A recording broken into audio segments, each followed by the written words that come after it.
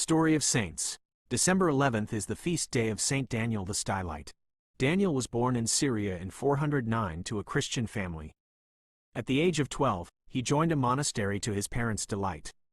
One day in the monastery, Daniel and a few other monks went to visit Saint Simeon the Stylite, who was a controversial figure for his deep life asceticism on a pillar. The other monks were afraid to go up the tall pillar, but Daniel readily climbed the ladder to meet with Simeon, where Simeon prophesies of Daniel's later struggles in life. After returning to his monastery, Daniel was appointed abbot at the age of 37 after the former abbot passed away, but rather than staying in his position, Daniel trained a successor and quickly left the monastery to visit Simeon. 2 weeks after his visit, Daniel left Simeon to go to Palestine to visit the holy site before retreating into the desert to live an eremitic life. At the age of 42, Daniel had a vision of Saint Simeon the Stylite atop a pillar with two heavenly figures standing next to Simeon. In the vision, Simeon brought Daniel up to his pillar before disappearing into heaven. Shortly afterward, a disciple of Simeon named Sergius came to visit Daniel, announcing the death of Simeon and giving Daniel Simeon's tunic. Seeing the vision and Sergius's visitation as a sign, Daniel had a 12-foot pillar erected for him where he stayed to pray.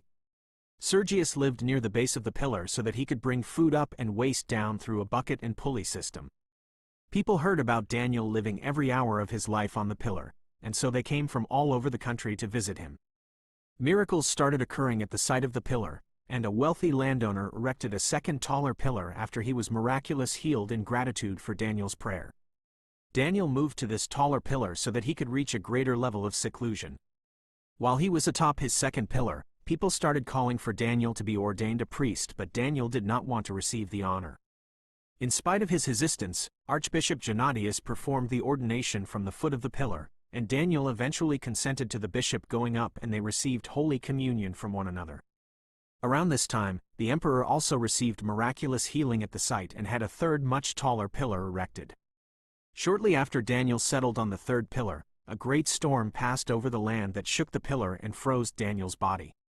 Fearing for the saint's life, the emperor, who had previously been healed by Daniel, set up a small shelter on top of the pillar for the saint.